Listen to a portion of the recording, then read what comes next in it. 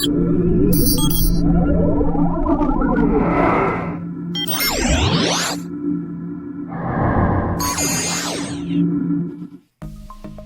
passionate people.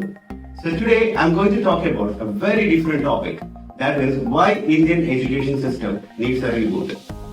I believe that not only India, all the other nations should also try changing their education system because it has not been improved since centuries.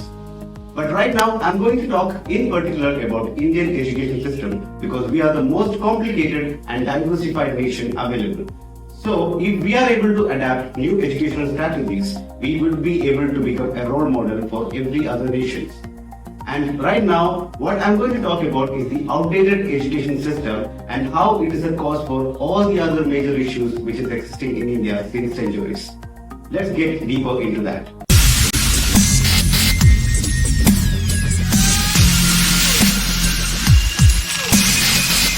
So, my question is, what is education? Education is the process of facilitating any sort of learning including skills, values, beliefs or habits. Education methods are commonly teaching, training, storytelling and direct research. Education normally can be in formal settings or informal settings, and any experience that can make an effect on the way one think, feel or act can be educational. And normally formal education is happening in mainly in different stages, including the preschool, primary school, secondary school, college, university or apprenticeship. In ancient times, the student who wished to learn from a guru will be staying in the guru's house. And the guru will ask the student to help him in every household activities. And the student will be doing it. This not only creates a strong bond between the student and the teacher, but also helps the student to understand or learn everything about running a house.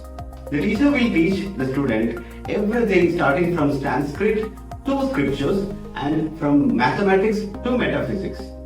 The learning process was completely in harmony with nature and life and not only about memorizing something or by hearting it. Nalanda University was one of the first world's university which was established in 5th century BC by one of the Gupta emperor Kumaragupta as per the historical studies. Nalanda University was destroyed by the invaders under Bhaktiya Khilji in 1193.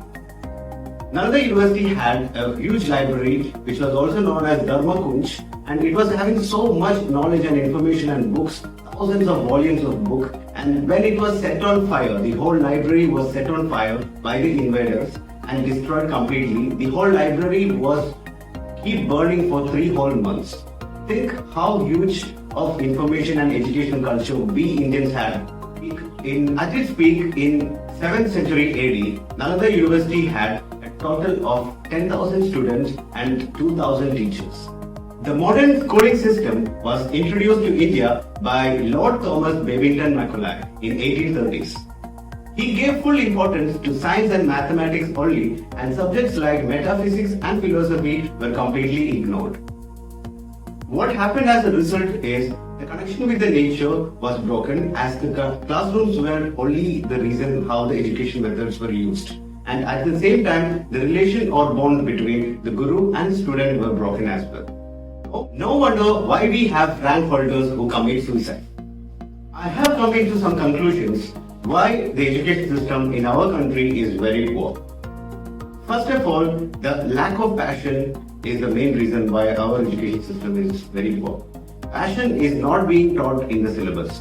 Importance of doing what you love is not taught. And they are not taught about being happy, mainly. And second is low quality education systems. There are no enough educational institutions in our country right now serving the minimum quality to become one. And third one, everybody is in a rat race. And fourth one, lack of encouragement for the out-of-the-box thinkers. And fifth one, not teaching life skills. But instead, they are being taught the distance between the sun and the Mars, which is not useful as much as this. Demotivated teachers cannot make motivated students. So a lack of good teachers are the main issue why our education system is very poor. Right now, there are several methods which is being practiced successfully in our country to develop our education system. One is problem-based learning. Second is skill-based training.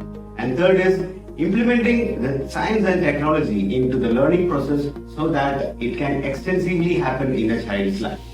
All these three methods have extensive effect on a student's life.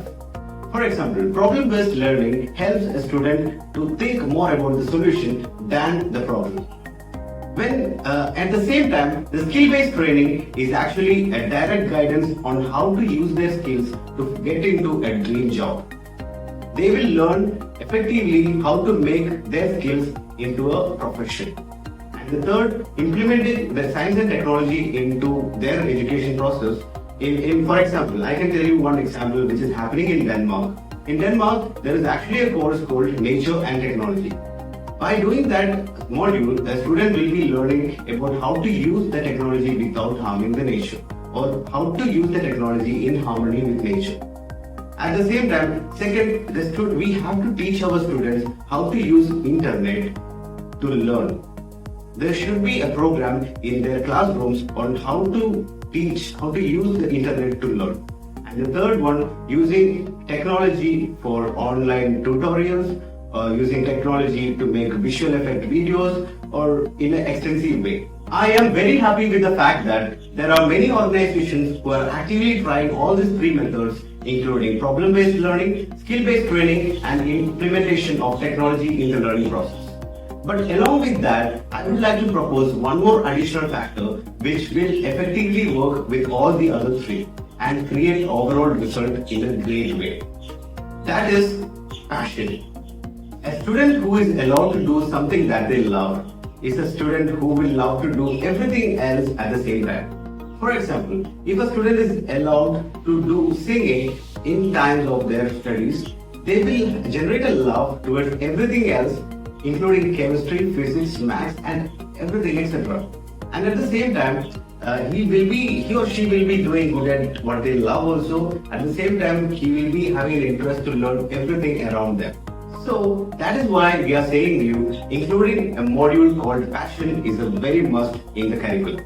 Let's take an example from your own life. Just remember or think about all the classmates you had from your school time. Just think about all the ones, including the first bench nerds, from the last bench, lazy guys, everything. No matter what, the ones who will be successful and happy right now will be the ones who had enough time to explore their passions and who had enough time to explore life during their school time. You can check it.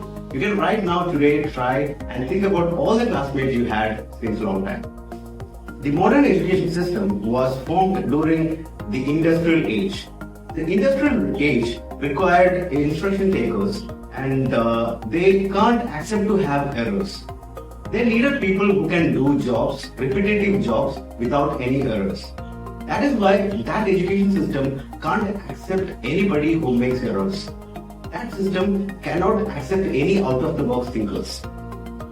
Right now, there are many occupations which require a lot of additional skills and enhancement which none of the educational methods teach us. We always learn from our mistake and advance. So a system which doesn't accept mistake makers are not a system to be followed. This system needed to be changed. So our previous generation didn't do it for us. We have to do it for our coming generation. So let's be part of this revolution and do something whatever we can. Great people are not born. Great people are made by their own actions. So stay tuned, be part of the revolution. Thank you.